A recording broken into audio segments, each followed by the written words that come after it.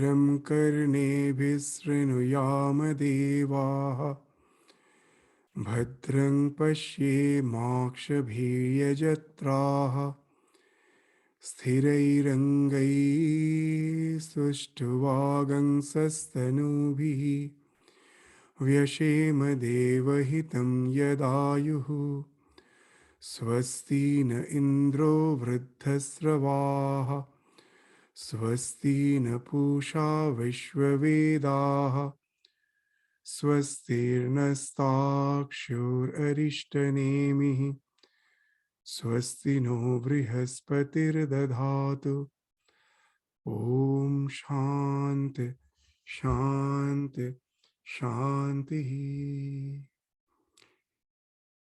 May we hear with our ears what is auspicious. May we see with our eyes what is auspicious. While praying with steady limbs, may we attain the lifespan allotted to us. May Indra bestow well-being on us. May Pushan, the god of earth, who is all-knowing, bestow well-being on us. May Garuda, the destroyer of evil, bestow well-being on us. May Brihaspati also bestow well-being on us. Om Shanti, Shanti, Shanti. So in the last class before the break, we were studying the seventh mantra of the first chapter of the first part of Mundaka Upanisad, where we saw that with the help of similes, with the help of some examples, the Upanishad is trying to explain the fact that there's only one existence behind this entire phenomenon. The one non-dual existence that is appearing as many. It's not that there is a duality of matter and consciousness. As in the Sankhya, in the yoga, we find that duality. It is the Purusha which is acting on Prakriti, resulting in this phenomenal existence. But in the Upanishads, we find the indication is that it is the conscious principle alone, which alone is the essential existence. The material world which we see around us is an epiphenomenon. It's a consciousness which is projected as matter. It's not actually matter. Actually, everything is consciousness. So Upanishad has its own way of explaining that fact by saying that Brahman is both the efficient as well as the material cause behind the entire existence. So what it will be saying, as we saw that in the fifth mantra, it was indicated that what's that knowledge which is supreme, paravidya, parayaya tat aksharam adhigamyate. Akshara. That in this world, whatever we see is kshara. Kshara means that which annihilates, which destroys. Nothing is permanent here. Everything goes through the process of sharavikara. The six changes. Jayate, asti, vardhate, viparinamate, apakshiyate, nasti.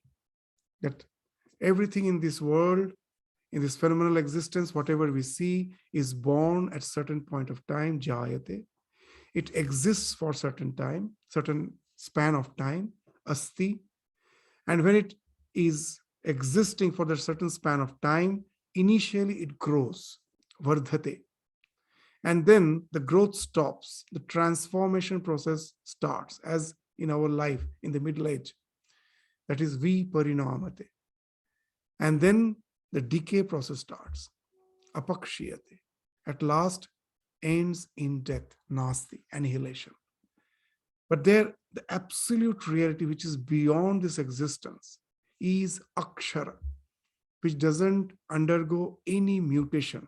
There is no mutation, no transformation. It is the trikal avadhita satya, as we have indicated again and again, that in the past, in the present, in the future, all the three phases of time, in uninterruptedly, that existence is. So that is the akshara. That akshara is appearing as the universe. How? That's the examples, the three examples was given in the seventh mantra, which we studied in the class, the last class before the break. What was that sloka? What was that mantra? Yathornanabhi, yatha urnanabhi, yathornanabhi, srijate, grinhate cha, yatha prithivyam oshadhaya sambhavanti, yatha satah purushat keshalomani, tatha aksharat sambhavati vishwam. The three examples. Yatha urnanabhi srijate grinhate cha. As the spider creates and absorbs its own cobwebs. The spider, to create its cobwebs, doesn't have to depend on some extraneous matter. It comes out from within itself and it is again absorbed within itself. So just the way the spider creates and absorbs its webs, yathornanabhi srijate grinhate. Srijate means creates, grinhate means again absorbs. Yatha prithivyam oshadhaya sambhavanti. As plants grow on the earth. It's not from the seed actually. We say that plants never grow from earth. It grows from the seed. The earth may be giving the nourishment, but it is the seed. But actually it is the earth which is transforming into the plant. Seed is just the gateway. Just as in your IC, in an IC network, you have various gates. Seed is like this, a gate. It allows the nutrients which is in the soil to pass through it in a particular way and get assimilated. And it is those nutrients which is finding expression as the plant. So it is the Prithvi which is getting transformed into the plant. That's why we say that such and such plant is rich in such and such minerals. From where that mineral came? It's the earth. If the earth doesn't have the mineral, the seed doesn't produce that mineral.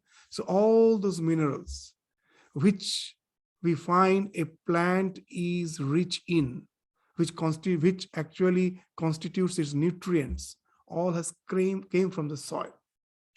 So it is the soil which is getting transformed into the plant. So prithivyam oshadhaya sambhavanti. So again, that another example. It is the same soil which is getting transformed into the plant. There is no need for some extraneous matter for the plant to grow apart from the soil. Yatha satah, the third example, purushat keshalomani. Just the way hair grow in a person's body, living person's body. So similarly, the universe proceeds from the immortal, from the akshara, from that immortal being who has no change. From that, his entire existence comes forth. So here, what's the thing? There's upadana, the efficient cause as well as the material cause. Both are the Brahman. So that we have studied in the previous class in details. That Brahman is both the material as well as the efficient cause. So we need not elaborate this sloka again, as this mantra again, as we studied it in the last class. The basic idea is, the clue, the point which we have to take from this is that the Brahman is both the material, upadana, as well as the efficient, the nimitta, upadana karana and the nipitta karana. Both is the Brahman. Just the way the potter makes the pot out of clay, where potter is the efficient cause, clay is the material cause. They are as if separate. So here it is being indicated, don't think that way, that the Brahman has created this universe from something apart from him.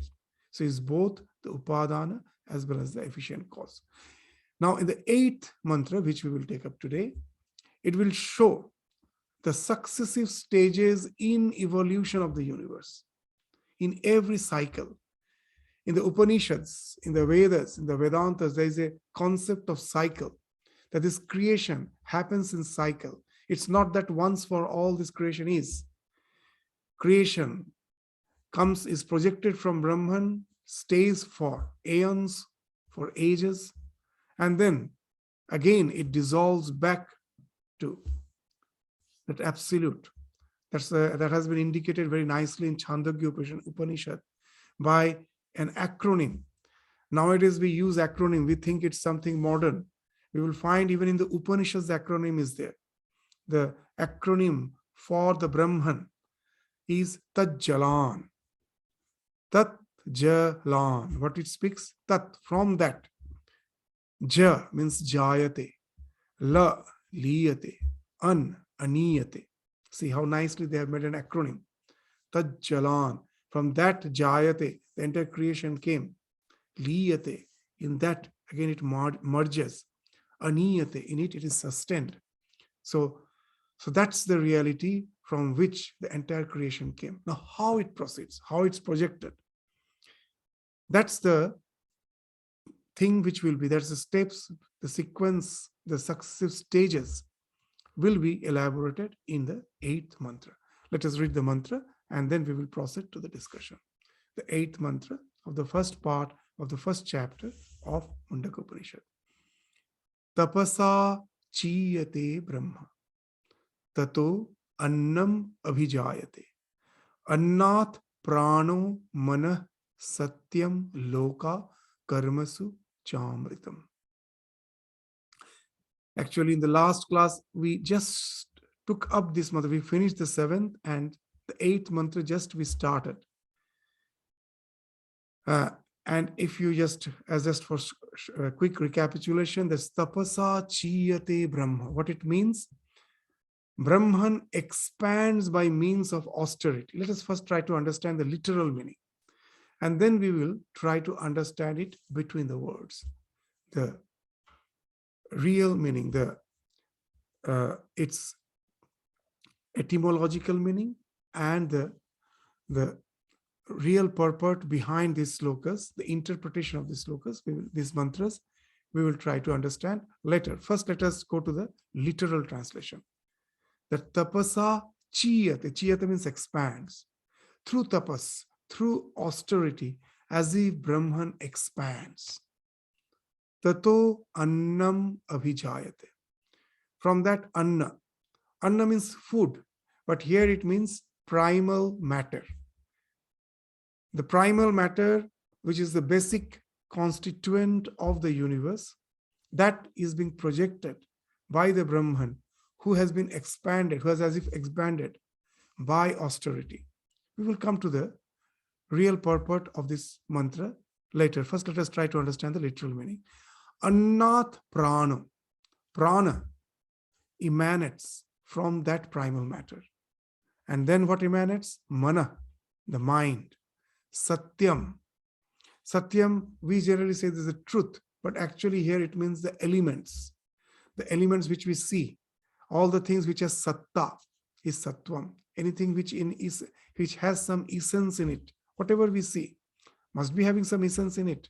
That's why it is palpably visible. So all the things which are having nama rupa, which is having a particular shape, and we designate it with certain name, they are all satyam. They have a satta. So this satyam, all the things which we see, and the various loka. This is not what we see, is not the only existence. There are various levels of layers of existence. This is the loka, the concept of loka. The various levels of existence are there. So these various levels of existence, all the karmas which we are doing, karmasu chamritam, amritam. What amritam means? The result of action. You can, once the action is done, its result is bound to follow. No one can annihilate it. So that's why it is called amritam, that which cannot be killed. So this is the sequence by which the universe is projected from Brahman. So as you will find that the literal meaning appears to be as if a bit poetic. It doesn't make any sense. So that's why we have to resort to the interpretation. The interpretation given by Shankaracharya and other acharyas. We have to resort to that to understand the real purport of this mantra. So tapasa chiyate brahma. Now, Brahman expands by means of austerity. Now, in Sanskrit, the word tapas has two meanings. One is austerity, something to endeavor for. I have a goal, for that I endeavor. That endeavor speaks of tapas. And another meaning of tapas is intense thinking. Intense thinking is also tapas. In the next mantra, the word for this tapas, which will be used, is jnanamayang tapa, that it is knowledge. From the intense thinking, the learning is something, not learning, the knowledge is something which is tapas. So now of these two, is the second which has been used here to mean the word tapas, is the intense thinking. What it actually speaks, that under the influence of its own maya, there arises in Brahman the desire for creation. That he was one, he wanted to be many. So now, this happens because of the maya. Why it is maya? Maya means that which we, maya. This word is very interesting. In Sanskrit, if you can understand the words, the real meaning of the word, the philosophy behind it becomes palpably clear. Ya in Sanskrit means yatha yatha. Ma is used in the sense of negation. Means when I'm seeing the wall in front of me, I think that's how it exists. The Vedanta says, no, you are not seeing what actually it is. You can never see. The moment when I'm trying to perceive something, immediately is getting tainted by my mind and senses. So it is negating the yatha yatha, that as it is, we say that science is objective. What's the validity of science? That it is objective. What I observe, that is true. But Vedanta challenges the instrument of perception. When science is based on the authenticity of the perception, Vedanta challenges the instrument, the process of perception. What you are perceiving, is it correct? And that's the thing which was very difficult to understand even few decades back. But now the science has really developed. And we can easily relate to these words, what it is actually meant by these words, Maya. You will find very interesting. There are lots of lectures, even in neurology, neuroscience, on this idea that what I see is a mere hallucination. We are hallucinating the universe. What I see is not as it is. What is there, it cannot be known. So it is that how it happens, this Maya is equivalent to ignorance. Ignorance is ajnana. These words are very important. What is ajnana? That Brahman has become this universe, has become you, has become me, has become this universe. How do you know? Yes, through sadhana, through the spiritual practices, I can reach a state beyond the mind where I realize that this entire creation falls off. That pure, unadulterated amness is still there, which is non-local. I won't say pervading the entire creation. When the creation is not there, the question of pervading the creation doesn't come. When you are beyond the creation, you are only pure amness. Through sadhana, any spiritual tradition will subscribe to this fact, that all the mystics can subscribe to this fact that it happens. So from that, it can be concluded that it is that absolute reality, non-local consciousness, which is appearing as the universe. Otherwise, why should I merge when I go beyond the mind into that? So I know there is a way out. Now the question comes, how I came in. That can never be known. That how the perfect became imperfect, it can never be known. Swami Vivekananda, in his very first lecture on Hinduism, when he read the paper of Hinduism in the Parliament of Religion, there very nicely is saying that how the perfect became imperfect. Various religions try to answer it in so many these allegories, so many similes, poetic language. But it doesn't actually give any real explanation. We all try. And Swamiji, after saying that, what he's saying is a very interesting thing, that Vedanta gives the answer very boldly. What's the Vedanta's answer? We do not know. This is the bold answer. And we are not bothered to know. You will find in the history of religions, this Vedanta stands aside to this fact that it never tried to find out how the perfect became imperfect. It never tried. Just by designating a term Ajnana, it is satisfied. It has expended its entire energy to find how to go out of it. How we came in, we never expended our energy. We expended our energy. It is not possible, and we never expended our energy for that. You will say, why? There's a very nice way of understanding it with the help of Gautam Buddha's simile. Gautam Buddha used to just explain to his devotees that just don't go for all those discussions, that how the perfect became imperfect, how the Brahman became this world, which is full of imperfection. Why? Very nice that he says that suppose you are passing through a forest, a deep forest, and from nowhere a poisoned arrow comes and pierces you.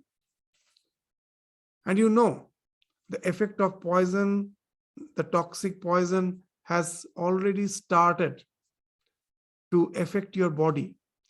In any time, you may be killed. So what's your duty now? Will you go on thinking who shot the arrow? Why he shot the arrow? What poison he mixed? From where he has shot it? You will die by the process. Somehow the arrow has struck me. My immediate aim is to get rid of the arrow and apply some antidote to get rid of the effect of poison. So here we find the answer which Vedas and the Vedantas also give, that there is a way out, which the rishis have found out. There's a way out. By knowing that absolute truth, you can go beyond this cycle of birth and death. Vedahametam Purusham Mahantam Aditya Varnam Tamasak Parastat. So that's the idea in the Upanishad.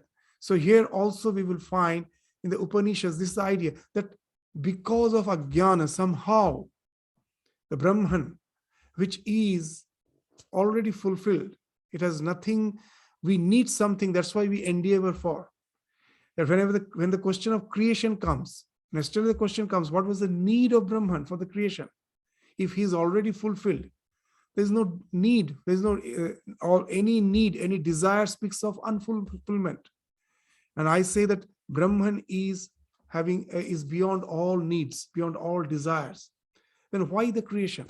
We don't know. Somehow because of ignorance, it has the desire as if to create. This desire speaks of chiyate, means as if expanding. Just the way when the seed is about to sprout, it expands. It is still the seed. Nothing, not a single part of the plant is yet visible. The roots, the sapling, the leaves, the saplings, nothing is visible. The various parts of the plant is not visible, but the seed has swollen a bit. It speaks that the creation is about to ensue. So here the chiyate means that the thought process have started. It's the knowledge, it's the thinking which finds expression as the world. It is manasa. It's not something physical. What we see as the physical world is actually the projection of the consciousness. Consciousness finds expression as thought. It's a wonderful idea. What's the wonderful idea behind it? To understand Upanishads, the one thing which we should always keep in our mind, is that microcosm and the macrocosm are built in the same manner. If you study your own life, from that you can get the idea of how the cosmic processes are uh, what you say, that projecting, sustaining, and again is dissolving. How it is happening, all the cosmic process, just by studying yourself, the way, if you know that, if you know the mystery of a single sand particle, you can know the mystery of the entire universe. Even to give a common example, if you know an atom, you can know the way the planets are all working. These planets are all revolving. Just see in a planet, just see in an atom, what's the basic structure we generally speak of? There's a nucleus and the electrons are moving around it. Go to the stars, the planets, that's the same thing. There's some star around which the planets are moving. The basic idea is here that the microcosm and the macrocosm are built in the same manner. In the Upanishads, this idea will be resorted to again and again. So here also this tapasa, that first comes a thought. Why this thought is spoken of? Because even in our life we find that all the creation happens twice. There's this building in the ashrama where I am sitting now has been constructed twice. How?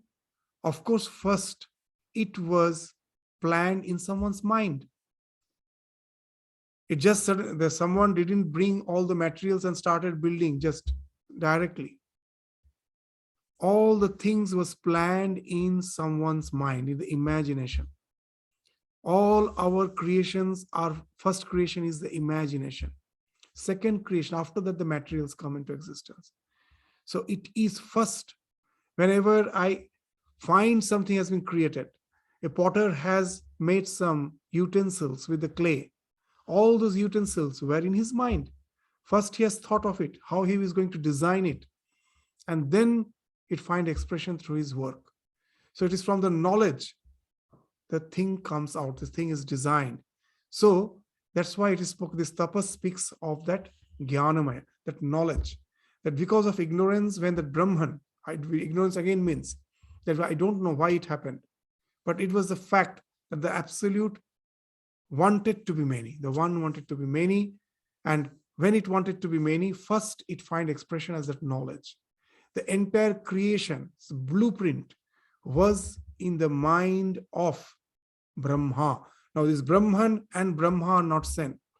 When Brahman, because of ignorance, finds expression as the universe, first it finds expression as that Saguna Brahma, which has been termed as Brahma. So this from Annam, first comes the primal matter, and from that comes Prana. Annat Prana. That Prana is the Hiranyagarbha or the Brahma. These are the very interesting terms. Brahma has been termed as Hiranyagarbha. Why Hiranyagarbha?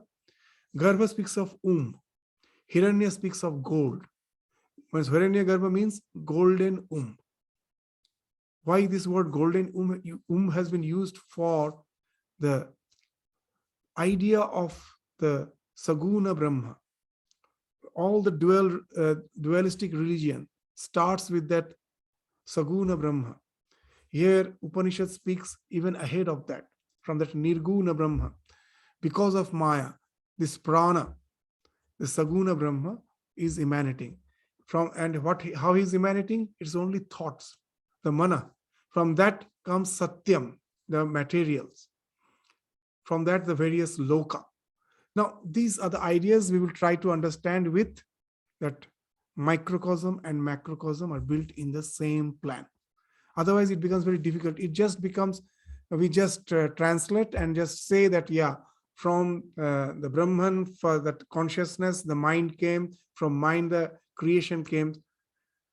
It do make sense, but still it's very vague. But to make it palpably explainable, let us resort to our daily life. When I am sleeping in deep sleep, first take the individual, then we go to the cosmic. When I'm in deep sleep, is my mind blank? Of course not. All the ideas are there as tamas, in darkness. When I wake up, through the window, I see a red flower. What has happened? In my mind, the concept of redness was there. The concept of that fragrance of the flower was there. It were all in hidden. The texture, the shape, the color, all this speaks of tanmatras. The word tanmatra in Sanskrit, these are the things which we should be very clear about. When in Sanskrit we say that the world is nothing, whatever I see is actually made of tanmatras. And immediately I think, oh, it must be the subatomic particles. No, it's not the subatomic particles. Vedanta always speaks from the thought process, how the thought process has evolved as the universe. It's in no way trying to decipher the matter, how the matter is being projected by the mind. So now, very interesting, tanmatra actually speaks of tat matra, only that. The flower which I am seeing is not something that the flower is there, the entire flower is through my eyes is perceived in one part of my brain. No. How the perception happens is very interesting. The red color is perceived in our brain. This brain is the organ of the mind. Mind is not the brain, it's the organ of the mind. Mind is non-local. It's like a transmission center. So a particular part of your brain perceives the color. The shape of the flower is perceived by some other part. If you can smell it, the fragrance, for that there is a separate center in the brain. But why I see the flower as a whole, as a unit? The perception never happened as a unit. It's not that the flower is outside, the entire flower with its fragrance, everything is perceived in one part of the brain, I see the flower. No, it's all piecemeal perceptions. Tat matra, only the color, only the smell. These are perceived. The entire universe is nothing but tanmatra, means all those concepts of piecemeal perceptions are already there in your mind, hidden. It's there. The external world is a suggestion to activate them. And when they get activated, the function of the mind is to first have the piecemeal perceptions, and then they all conglomerate to give a sense of whole. Actually, it is not a whole. Just even we can understand when we are watching the movie. In the movie theater, in the screen, when you find the characters are speaking, I have the idea the characters are speaking. But is it really the characters are speaking? What is happening? In the screen, it's only the video where the lips are moving. The sound is coming from the sound box, different source. Just see, sound is coming from the sound box. Here I'm saying the lipping. The mind does the synthesis and giving me a feeling it is that character which is speaking. For all the five perceptions, the same thing, right? Five perceptions, major perceptions, and even each perception has so many sub-perceptions. These all are having as a piecemeal perception in the mind to conglomerate as a whole to give a sense that it is a flower. So all our perceptions are piecemeal perceptions. We never have the perception of anything as a whole. So all these piecemeal perceptions are the tanmatras.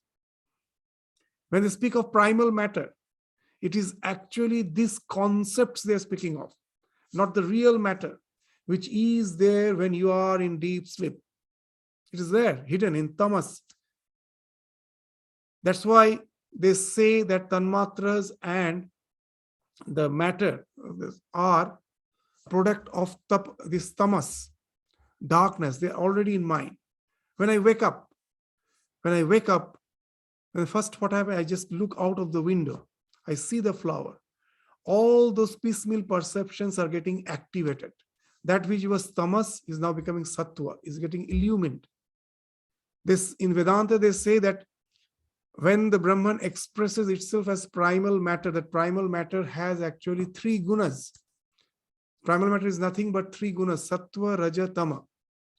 And we think that these are three separate blocks which together becomes the primal matter. No, they're constantly transforming. The thing which was in your mind in potential form, When you wake up, you open your eyes, you see it. It gets activated. Tamas is getting converted into sattva, illumination. It's all this, it's just constantly mutating. It's not three discrete things. Now you see the flower. Now, as per your nature, tendency, that if you are a devotee, you may go and pluck the flower, bring it and offer it in the altar. And if you are most probably just you love the beauty of flowers, you have nothing to do with devotion, you may bring and just keep it in a vase in your dining table. So as per your tendencies, as per your inclination, what you are going to do with the flower depends on you. Now, three things are there. What is happening? So that tamas became sattva. That sattva now became rajas. That the moment you see the flower, you feel like going, plucking the flower, and now as per your inclination, whether you offer it in the altar or you keep it in your dining table, it's as per your inclination, you do whatever you want. So now you will understand this primal matter is nothing but the sattva, raja, and tama constantly mutating. So these are the annam, is in your mind. What is the prana? When you wake up. You wake up with all your inclinations, isn't it? That I will do this, I will do that. So that's why this prana is being in the cosmic sense. Now from this individual, you go to the cosmic. This prana is the Sutratma, the Brahma. This all our individualities are actually the conglomeration of all the individualities is actually that the Brahma, the Saguna Brahman. Where what is happening? All these our vrittis, our inclinations, these things are all as if stored there. So what's that? Been spoken of. That's this avidya kama karma. Once you're in ignorance, that when I see the flower and I feel like plucking it, what is happening? The kama, the desire is getting, once you are in ignorance, that results in seeing that flower. Once you see the flower, now as per your inclination, the desire will arise. Either I give it is in the altar, keep it in the altar, or it keep it in the dining table. So karma. From that karma this results in action. And this is the cycle of this avidya kama karma is resulting in all the jivas to transmigrate life after life. But all this as law, that what inclination resulting in what type of action, what the result will ensue, and from that, all this as law is as if there in that cosmic person. That prana is the cosmic man. So these are the laws. It is already there. So that's why when Brahma, because of intense thinking, finds expression as a primal matter, and that finds expression as the Saguna Brahma, or the Brahma, or the Hiranya Garbha. Hiranya, as we told, golden means intelligence. Garbha means from where the entire creation has emanated. So it is intelligence. That's why it is Hiranya. So first, what happens that all the laws are emanating. As we tell again and again, that the absolute reality finds expression as energy. And that energy is not chaotic. It is all bound by laws, physical laws as well as moral laws. So all this, avidya, kama, karma, bhuta, samudaya, vijankura. So all this in the seed form, what actions will lead to what result, all these in the seed form as law are there in that cosmic person. That's one thing, that's the prana. And the mana, that how I see, when I see the flower, that results in sankalpa, vikalpa, sanshaya, nirnaya. The cosmic mind, all these are in the cosmic mind. Why we have the concept of the cosmic mind? It is easy to understand from the modern findings. Just say that how we are hallucinating. There's an example which we give again and again. Let's say the red flower. That as we have mentioned it again in the previous classes also, the redness is not outside there. Particular wavelength of light, the light falls on the flower, all the wavelengths are absorbed. A particular wavelength is reflected, that strikes the retina, and the light's function stops there. The moment it strikes the retina, the optic nerve which is beyond the retina, that light immediately stimulates that optic nerve to create a pulse, optic nervous pulses. That pulse, not optic nervous pulses, go to the color perception center in the brain. It is just a nervous impulse. Just the way when in computer you type in the keyboard, suppose you're typing A, and I see in the screen I see A. It's not that the A is directly coming and being reflected in the screen. That A is actually converted into 0 and 1. That 0 and 1 is again in a particular fashion, it is reassembling to give that structure A again in the screen. This encoding and decoding. The same thing happens here. The external light, when falls on the retina, its function is over. It is getting encoded into that nervous impulse. That is being decoded in the brain color perception center in the brain as the color. That color is now projected from, in the Vedanta, these ideas are there. When you study the Vedanta Sara, they say that how I perceive the external things, that everything has an ajnana. My consciousness coming out through the senses as if breaks through that ajnana to reveal that object. Previously, it made no sense to me. It's only the science which has helped me to understand that Vedantic concept. What's happening is that the thing which is outside is full of ignorance. I don't know what it is. I can never know what is happening. It's not the thing which is coming inside. My consciousness is illuminating my mind, and it is coming and projecting. That once the mind is illuminated, the color is projected by the mind. It comes and envelops the object to give it the redness. I see it's a red flower. So I am hallucinating the world. You are also hallucinating. We are all hallucinating. Then from where the idea of the cosmic mind comes, is one mind. Very interesting. This world would have been chaotic. We could have never related with each other if each and every individual mind would have hallucinated in its own way. What I see as red, if you would have seen as green, some other would have seen it as yellow. It's a question of hallucination, that the hallucination can happen in any way. What the color my mind is going to project can happen. For my mind, it can be in one way. In your mind, it can be in another way. But there is something called consensus reality. Consensus reality, that when I say it is red flower, you also say it is red flower. Though we are all hallucinating, we are all hallucinating the same way. This speaks of as if a server computer connected with all so many individual computers. Cosmic mind with the individual mind, where in default, all the perceptions are same. What I'm going to do with that perception, that of course depends on the individual. But as a default, all the perceptions are same. That's just when you open a Word file, by default, the margins are already defined. But now you can design, you can change it. You can change it. So similarly, by default, our perceptions are same. Now, what we are going to do with that, that depends from individual to individual. So this cosmic mind, so the thoughts are emanating from that. And the Satya here speaks of the Satta. Sat, or the Sat means gross, Tat means subtle. This in two ways this word is broken, Satya.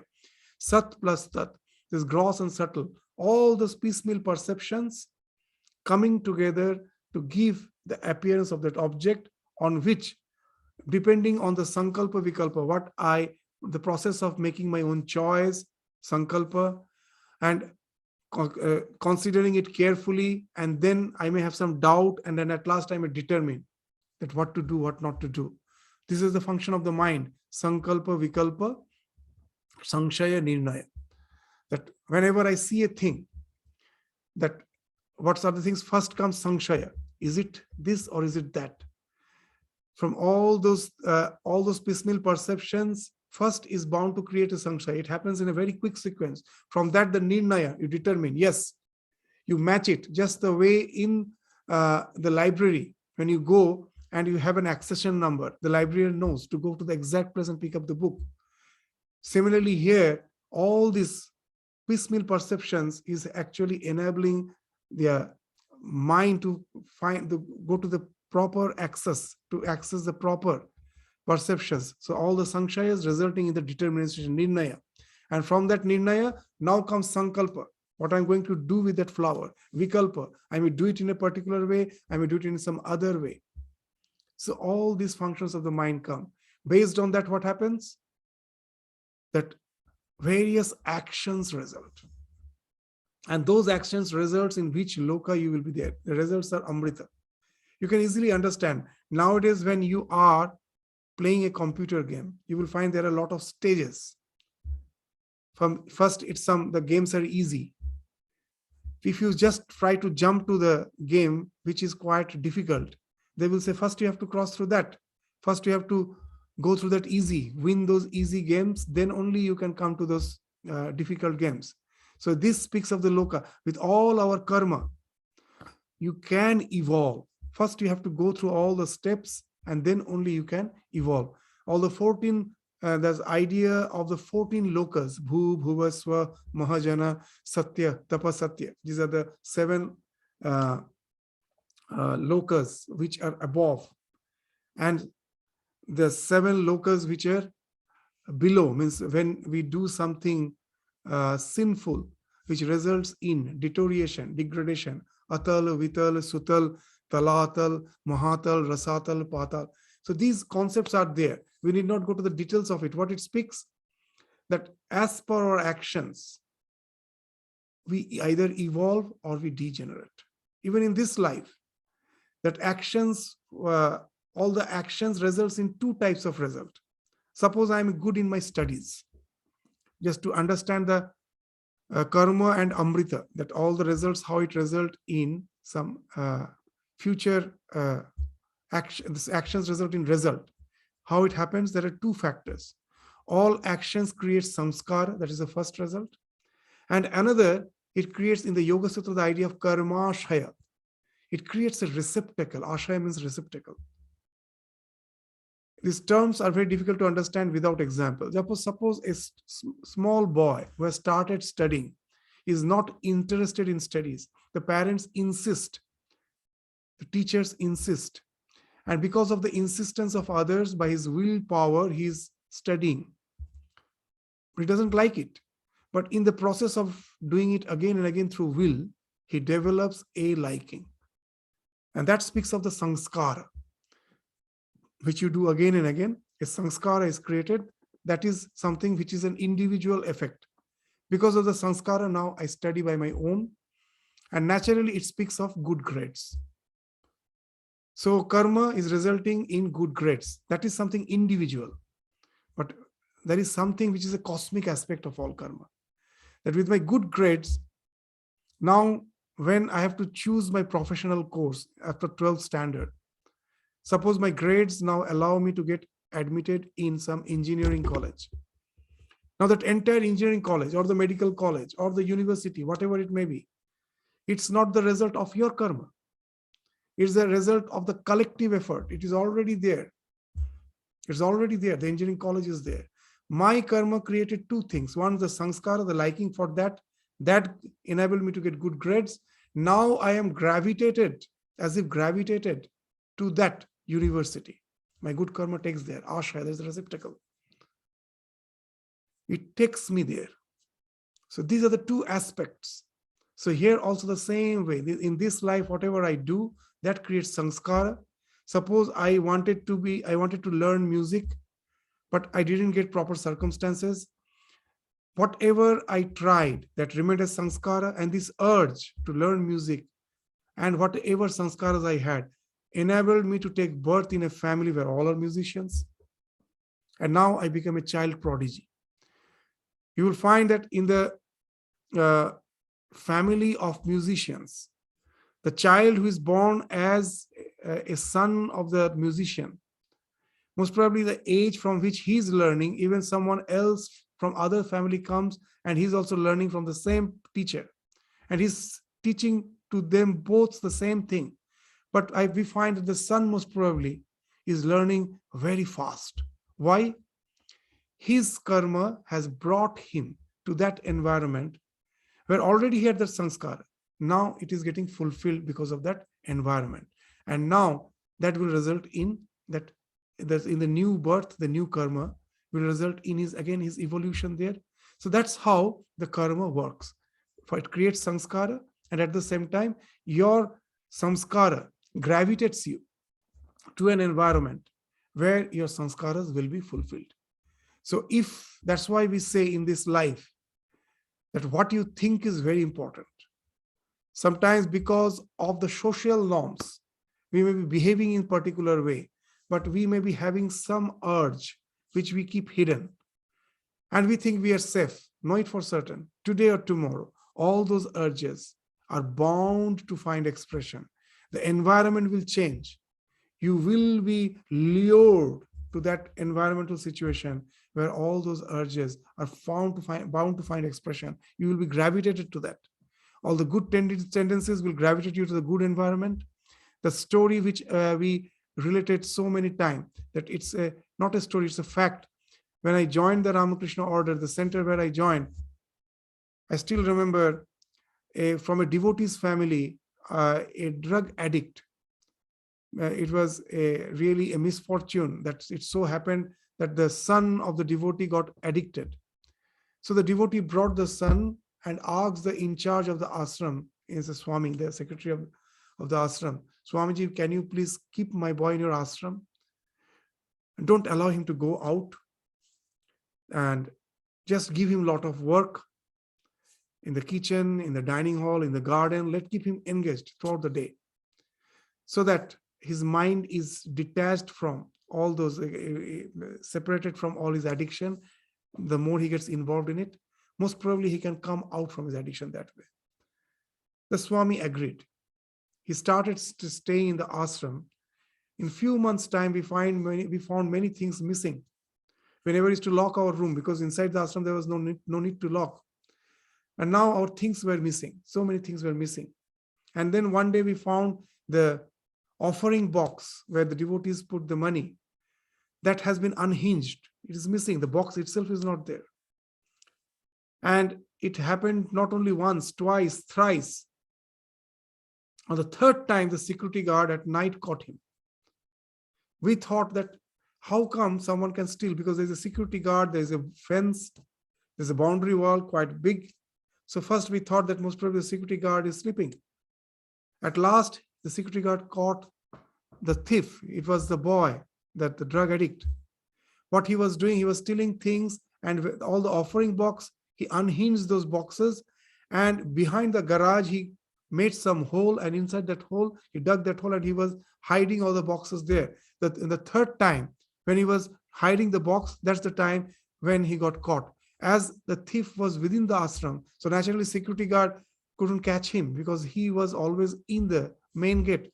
Just he was there to just his duty was on the gate. So if something is happening within, how can he just catch? So this third time somehow he somehow he got the noise and something, he came and caught that boy, and we all were caught. We all came and we were surprised to see that this is the boy who was doing all those things. And now we asked him that why? What are you doing? You cannot go out of the ashram. What will you do with all this money? What he related was something very interesting. Now he was staying far away, some 100 kilometers away. His native place was. That ashrama was far away from his home. He was brought to this place which is totally new to him. And he never visited that place. He never went out because the first day he was brought to the ashram and he was not supposed to go out. He was always within the gates. But what he was relating is very interesting. What he told, that after a few days I stayed here, my urge for taking the drug, of course, was there very strong, but there was no way to go out. But luckily, for him, it was a luck. A drug peddler came to the ashram. Now, throughout the day, so many people are coming. And he offered him some drug free of cost. And now, when again that urge started developing, he started asking money. From where to get money? Now he was started stealing for small things, and then the offering box. Now you will understand that you cannot force one to a different environment if you are having a different samskara. The world will change for you. See, here in that place, we were there for so many years. We never knew any drug addicts there. What to speak of drug peddlers? They never came to our notice. But that boy, as he was having the addiction, the drug peddler came to him. And immediately he recognized him that he's a drug peddler. Just the way when I was supposed to come to Melbourne, and Swamiji told me that there is a car, a Holden car, which you can use. So learn driving, so that uh, when you need to go nearby places, so you should have a car and you should know driving. So now, for the first time, I heard the word Holden. I was there in Sydney for 5 years. I have never seen a Holden car. I never knew there's something called Holden. The first time when I heard there's a Holden car in Melbourne, and that's the car which I'm going to drive throughout Sydney. Now, whenever I used to go out, I used to see Holden everywhere. What is in your mind, that's what is immediately. This is there, everything is there in the world, but your awareness gets focused to the things on which you have developed an awareness of. So all our sanskaras work that way.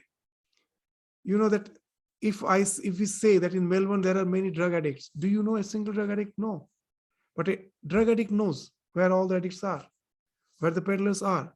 So you really, that's why that it has been spoken of, that there are various levels of existence, these 7 up, 7 down. They're not in some other places. Many that nowadays say that in this biblical studies, it is mentioned that heaven is there, and we are searching the different planets to find out there. They're not there. It is here. All is here. Heaven and hell, everything is here. It depends on which level of awareness you are. And that creates the new world for you. This world vanishes. That world opens up for us. Even in this life, depending on our senses, the world changes. As we say that the owl in the night can see because it sees the infrared light. For us, it's dark. For the daytime is dark for the owl because it cannot see the light wavelengths above red. Its eyes is constituted that way. Just see, here itself, it speaks of various layers of existence. There are so many nocturnal elements. For them, the world is different. So similarly, as per our karma, our awareness changes and these various levels of existence comes into being. So that's the creation which has been spoken of from the consciousness through the mind, and then is projected as the universe. What's there outside, the Vedanta is not interested with that. It speaks of the entire evolution from within, the spiritual evolution, the consciousness reflecting through the mind, finding expression as this world. The world, what it is always unknown. It's what I see is the interaction of the mind with the world. By itself, what it is, we can never know. And that, what I see, on that depends on on the inclination, depends on how I react to it. What I see, how I will react to it, depends on my inclinations. And from that, karmas are created. Based on karma, again, my various levels of existence are there. I will be finding my place, the ashaya, as per the karma which has created sanskara for me and has taken me there. So that's the idea of the creation which the Upanishad speaks of here in the 8th mantra. So it's from within to without. It's not from the outside, the Big Bang, and from that the creation comes and suddenly by accident the consciousness happens. It's not from that way we can understand this sloka, this mantra. To understand this mantra, we will have to understand that how the consciousness is evolving into intelligence. And that intelligence is again interpreting the existence outside as the universe and how it is reacting to it to create various karmas. And as accordingly, its level of awareness is shifting from one level to another, taking him as if in the various levels of existence. It's all are in the same place. It's just the level, as per my level of awareness, I am in different world. So that's how the creation continues till the ignorance is dissipated, is gone. As long as we are in the ignorance, this process goes on and on. That's how the Upanishad is speaking of the evolution, the consciousness finding expression as the universe. It will be, this idea will be again extended to the next sloka, and which will be the end of the first chapter of the first part of the Mundaka Upanishad. That's the concluding sloka, the ninth mantra, we will again take up in the next class. With this, we stop our discussion today. Thank you all. Namaskar.